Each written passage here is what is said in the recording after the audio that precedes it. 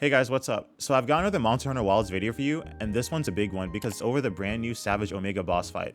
This hunt is a little more complex than most, so I wanted to put together a full guide that goes in depth on how to take it down properly. And in this video, I'll be doing a full commentary over a successful Savage Omega hunt, breaking down the strategy as it happens, from Area 1 to Area 4, all the way to the hunt, to basically till the hunt is completed. So I'll give you a full breakdown of the build that we're using. So for offense, we're running Thunder Attack 3 and Burst 1. For affinity skills, we're stacking Weakness Exploit level 5, Latent Power level 5, and Maximum Might level 2 to give us consistent crit uptime. And then for the utility side, we've got Wide Range level 5, Speeding level 3, and Free Meal level 3, as well as Evade Extender 2. This helps keep it basically keeps us sustained and also keeps us mobile. And for defense, I'm running Guard Up 3 and Guard Up 1, which lets us block key attacks like Flamethrower and the laser cannon attack that it has. And finally, for sharpness management, we've got Handicraft level 3 and Razor Sharp 3 to keep our weapon effective for the long haul. So as we're entering to Area 1, we are filling the support role for this fight, which I definitely recommend. So the first thing that you do is consume buffs, which extends to your allies thanks to wide range. And then after that, you need to grab the rock burst ammo next to the fallen Jin Dahad, because we're going to need the slinger ammo to target Omega's rocket arms. So the first attack that I want to cover is Omega's Mortar Fire. So this is where he's going to mark a specific area on the ground that's basically going to get bombed. And if you're standing there, you're done. So the key is simple. Stay out of those zones, keep moving, and you'll be safe to keep attacking. So in the clip below, you see me using Sliding Slash to maneuver around him while still dealing damage. Alright, so the next attack to look out for is Omega's sneaky repositioning move. This is basically where he floats up into the air, shifts across the area, and then slams down hard on a hunter. So in this clip you see, you can basically see him lift off and then come crashing down right on one of my allies. Now the next two attacks you'll see are Omega's quick lightning shots and his claw slam. So lightning shots are more of a harassment tool because they're not super damaging, but they're meant to interrupt your approach and break your momentum. But that claw slam attack on the other hand is much more dangerous because one of the safest places to attack Omega is on his hind legs. But if you get greedy back there, the claw slam can easily catch you off guard. So next up is Omega's Mustard Bomb. So this is where he locks onto one hunter with an AoE marker that follows them, and after a short delay launches a bomb that not only hits hard but also leaves fire in the ground. So if you're a target, the key here is to not run towards your team because you're going to end up bombing them too. And the best way to really avoid it is to sheath your weapon and sprint out of range, or if you're running Evade Extender 2 like I am, you can just keep rolling and outmaneuver it. But the one thing you should never ever do is shield this attack, because even if you block the explosion, the fire patch underneath will trap you and can easily lead to a cart. So as the fight continues, you'll see Omega launch an attack called Omega Micros, where basically he spawns mini versions of himself that chases after a hunter and then self-destructs. But the catch is that if you can destroy them before they reach you, you'll generate a protective shield when they explode. So not only are you avoiding damage, but you're also giving yourself and your team a defensive boost, which is very useful later on in the fight. Next, Omega uses his Rocket Punch attack. So he'll basically scan the field for a moment, then launch rocket fists that chase hunters around the map. And the pattern is it either uses two fists to lock onto a single player or one fist sent to each hunter. So in this clip, he launches two fists at one of my teammates, so I'm safe for now. The key to stopping these fists is throwing slinger ammo at them. That's the only reliable way to really shut them down before they connect. You can also destroy them manually, like with your melee attacks, or if you're a bowgunner, you can shoot them down as well.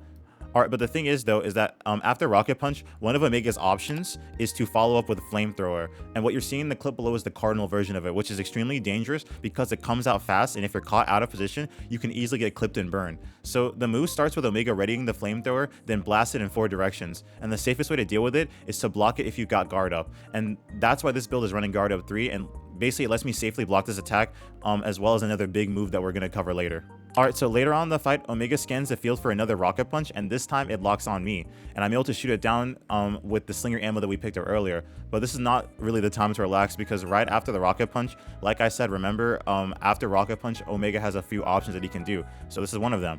This is where Omega will often follow up with one of the nastiest moves, which is called Starboard Wave Cannon, which is basically an attack that basically sweeps in half circle lasers that can explode after a short delay. And the important part is knowing which side it's coming from. So if it's starboard, it will swipe to the right, and if it's larboard, it will swipe to the left. You'll see a notification before it fires. It's basically on the screen to the right, so always check the move and move to the opposite side. Alright, so after overcoming that, Omega transitions to Area 2, which means we've cleared the first of 4 phases of this fight. So I take the chance to head back to base, restock quickly, and then get ready for the next round. Alright, so here in Area 2, Omega starts off by targeting me with rocket arms, and I don't have any slinger ammo to shoot them down, and I don't want to commit to a sliding swipe to destroy them because Omega loves punishing, basically he likes punishing you with follow-up projectiles. So right after the arms, he launches Atomic Ray, which is basically like a fan of lasers that can fire in any 4 of the cardinal directions that we talked about before. And this attack is tricky because it can be chained together with other moves, which makes it very punishing if you're caught mid-commit. That's exactly why I prefer having slinger pods, because if you rely on melee to stop the arms, you're wide open to get punished by his attacks. So this is where a lot of the frustration this matchup comes from, because it's very complex, and like just any kind of misstep can lead to a heavy punish that can cart you. But with a breakdown like this, I want to help reduce the anxiety and show you some safer offense. So basically in this clip, I just Superman dived, and like the rays end up, you know, missing me, but I end up eating the rocket punch instead. It's not ideal, and I get caught in like the hit stun, and I could have been punished by a follow-up, but luckily my teammate instantly heals me, so I'm back in the fight without any danger. However, I return the favor to that very same teammate by healing him after he takes damage while I'm making my way to close the gap on Omega. But right after I heal my teammate, Omega launches an enmity laser, which is a very powerful projectile that always targets the hunter with the enmity debuff. So enmity is gained by dealing consistent damage and basically attacking Omega, and Omega will start targeting a specific hunter. So it's actually very important that a tank or someone that can take the damage has enmity. Okay, but on a positive note, this next clip, I'm going to show you a successful use of the Pictomancer attack, which is basically the new title update 3.0 item that they provided that comes with this boss fight.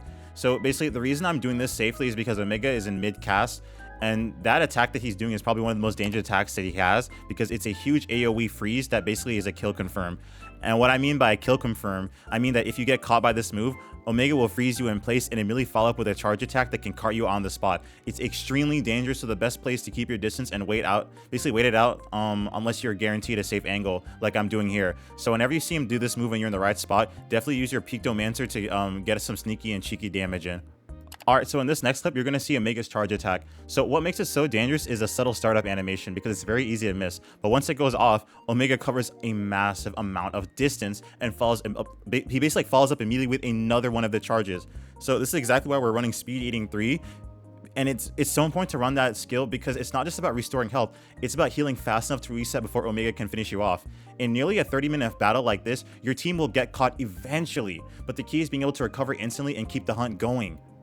Alright, so in this clip, from my perspective, Omega fires off the laser bullets again. So these are just quick long-range harassment shots like we talked about, but you're just seeing it from my perspective now when it's targeted against me. So it's not really anything threatening. As you can see, I just outrun it with no problem. And then right after that, he locks onto me with the mustard bomb, which is basically another attack that we talked about previously. But again, the POV is from my perspective. But the same rule applies, which means you don't block it, you just outrun it or you outroll it.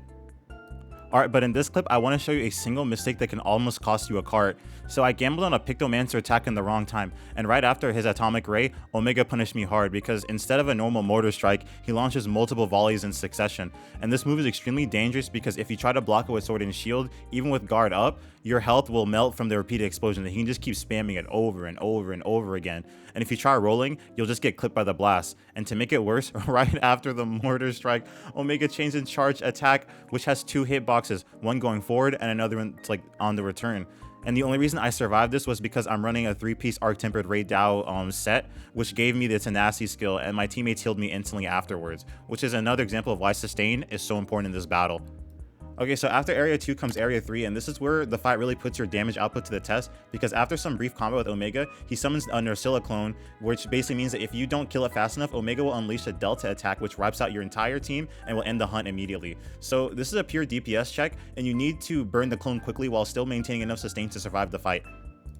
Besides that, it's going to be the same thing as Area 1 and 2. Just make sure you keep fighting well and like doing the correct decisions when it comes to the fight. And also make sure you're using the environmental traps that are around. So Area 4 is the final basically the final stretch of the battle, and just a non-stop onslaught of attacks and projectiles. And at this point, the focus shifts from almost entirely to sustainability and healing, because in our run, we have about 10 minutes left and only a few cards remaining. So I made it my priority to heal and make sure our team was always in full health. So if anyone took any damage, I was healing. So eventually we pulled through and secured the win. Just through that. So it's a tough fight and it's very demanding and unforgiving, but I think it is doable with the right team and preparation. So hopefully this guide helps take some anxiety around the hunt, guys. I know it's difficult. I know it's very frustrating. You guys, like, you're doing a good job. Like, it's just a hard battle, you know what I mean? Like, and I hope like this video shows that like it's just a difficult battle, man. You know what I mean? Like, one thing, you know, you can make a mistake and like lose. But yeah, you know, you guys take care, have fun, enjoy the game, and like let me know if you need anything else. Take care, guys. I'll see you later. But before I forget, I'll just like leave the equipment and decorations and like basically like everything in like the build that I had, the reinforcements, all of that, so you can just copy this build and copy the playstyle so you can hunt the monster yourself as well. So yeah, it's just on the screen here. And also make sure you're for your loadout you have like, you know, potions, mega potions, honey, all of that, everything you can get.